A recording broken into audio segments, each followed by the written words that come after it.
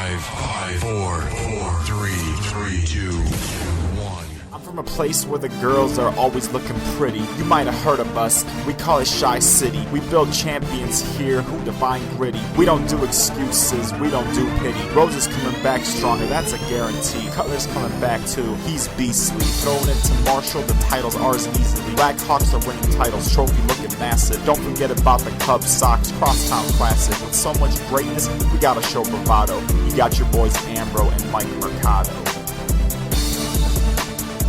Hello everybody and welcome to a very special edition of The Chicago Beat. I'm Michael Mercado, as always with my best friend, the best producer in the industry, Secret Producer Man. You can find The Chicago Beat on Twitter at The Chicago Beat.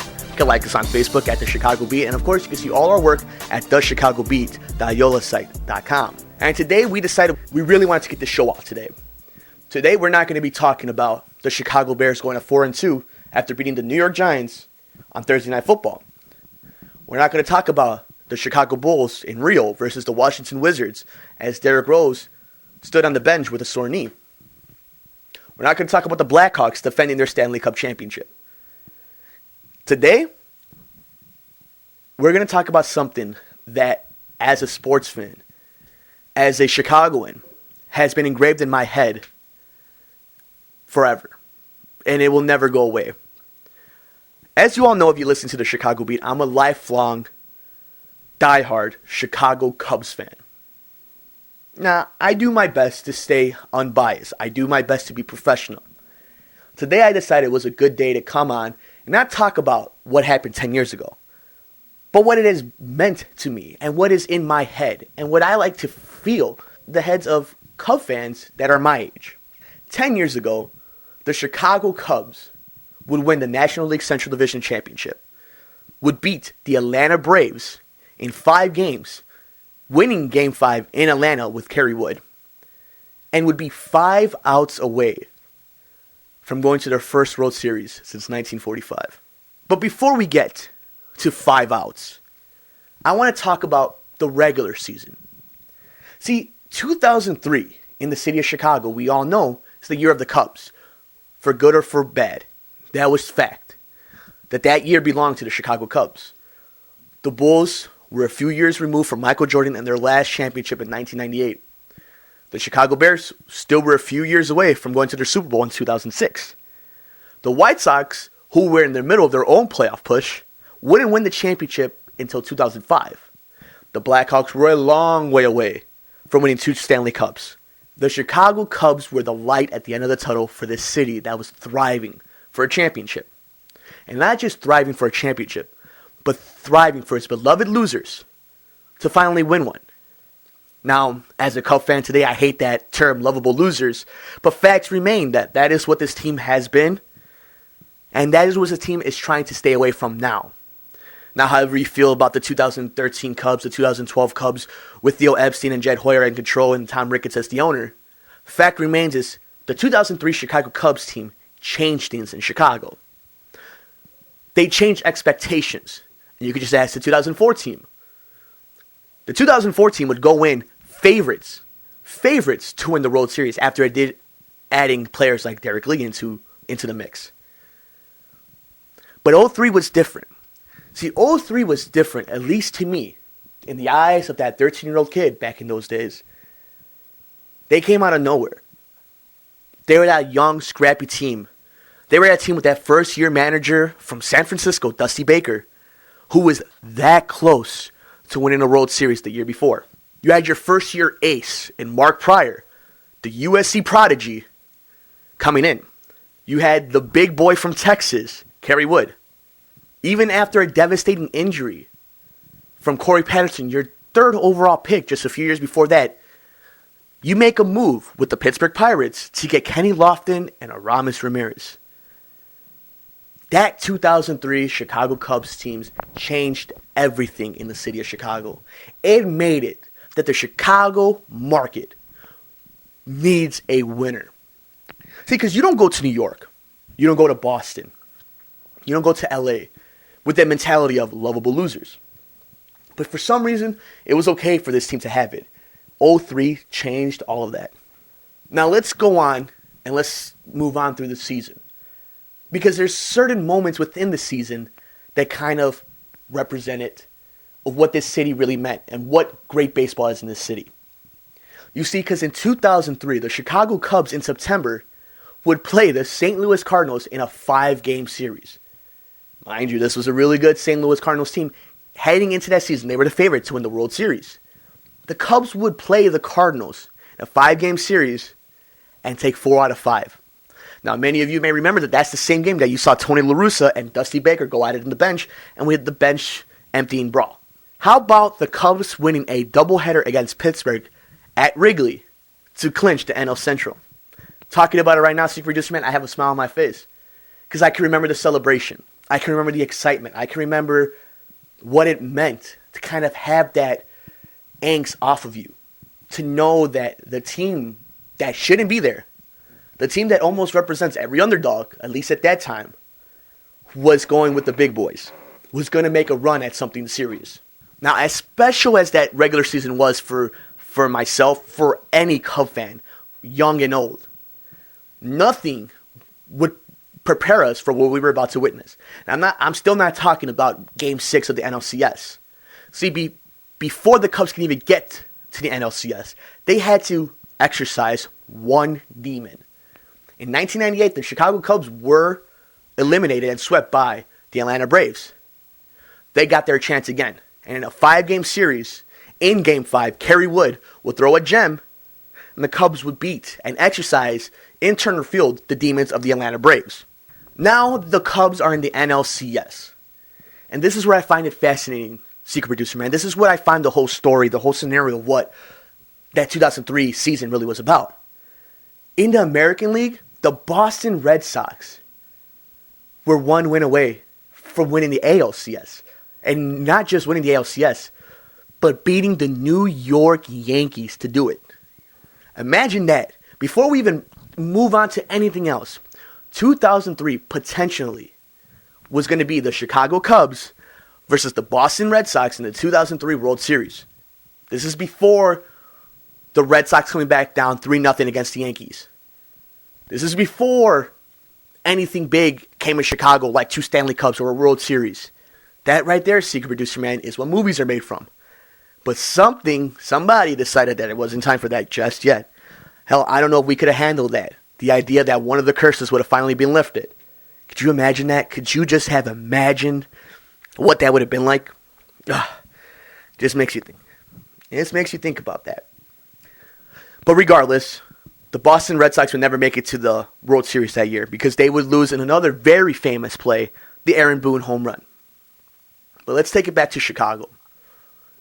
Let's get to the point that the emotion and the pain comes from.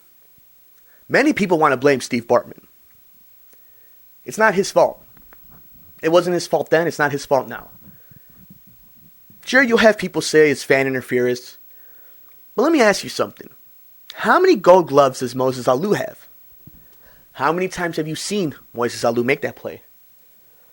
Now, Alou has always been one of my personal favorite players. I always felt like him and his whole family kind of had baseball down, baseball royalty. But this is where we're going to start getting into what really went wrong. If you look back at that play, Moses Alou was not going to make that catch. He will go to the grave saying he was. Mark Pryor will tell you he was. Dusty will say that he was. We don't know that. But what we do know is the way Moses Alou reacted. And it amazes me as a Cub fan, as a sports fan, that it took so long for people to finally come to that grip. That Moses Alou's reaction threw everything apart.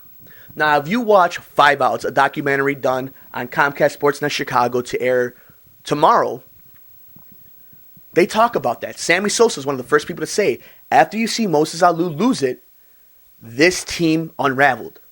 Now, I have another question for you. Many people want to blame Dusty Baker for not taking out Pryor, for not taking out Wood, for not having somebody warming up in the bullpen.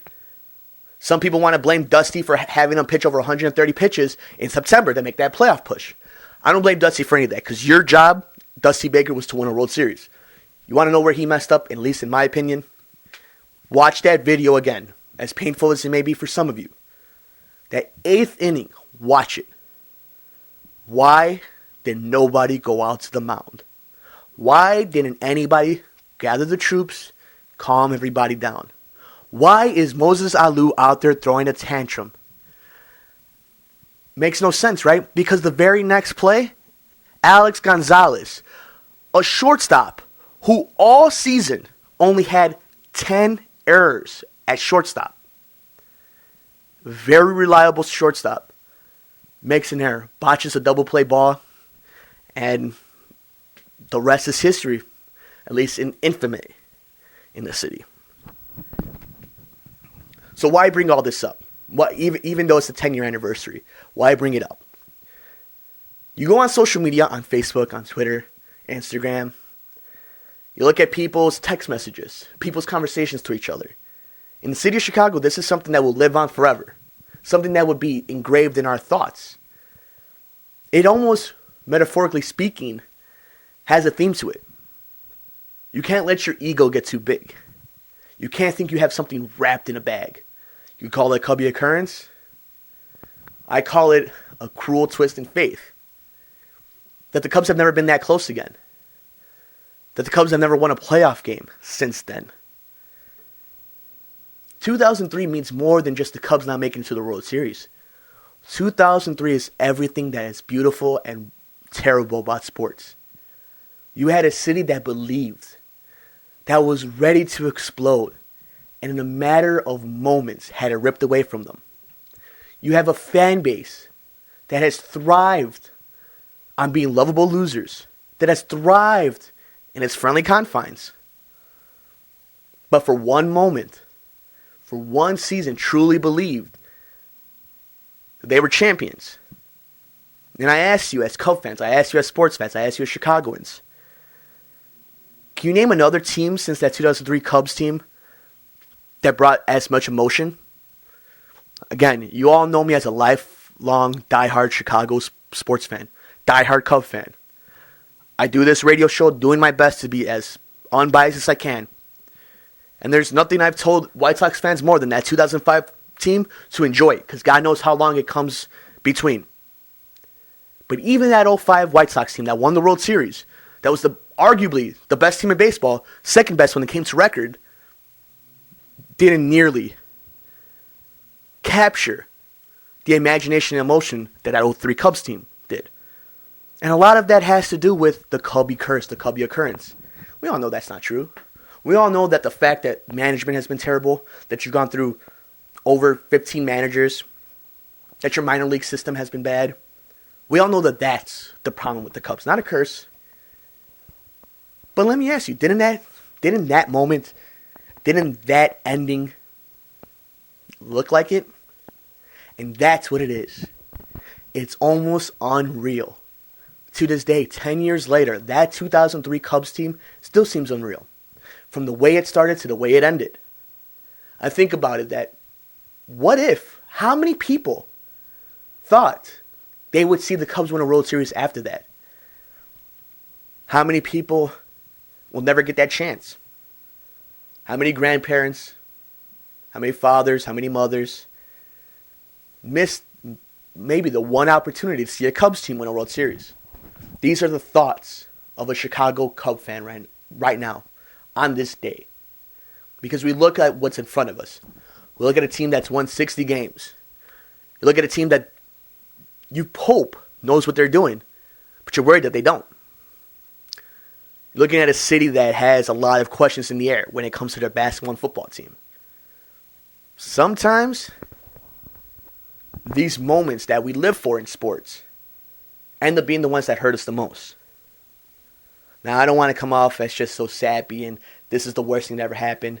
But we all know that in Chicago, there's nothing more than we like to do than embrace our quote-unquote heroes. And that was a moment that heroes and villains were made in this city. Sure, I totally understand the people who are listening to this saying it's just a game. Absolutely, it's just a game. But if it was just a game, would Steve Bartman still be in seclusion 10 years later? Would this 23-year-old still think about what happened 10 years ago as a 13-year-old, crying that his baseball team was going home after a for sure trip to the World Series? 10 years later, the Chicago Cubs are still waiting to get to that moment. To get to that point where you were one win away from a World Series. Cub fans are waiting for it. Baseball fans are waiting for it. Chicago is. Even the world. Secret Producer Man, we may never see the Cubs win a World Series. But in 2003, we all truly believed that they were. And I'll tell you something, my friends. We've never came that close again. For everybody here at the Chicago Beat, I'm Michael Mercado. Please like us on Facebook, follow us on Twitter, and of course, go to our website at thechicagobeat.yolaset.com. For Secret Producer Man, have a wonderful night. Thank you for listening to the Chicago Beat.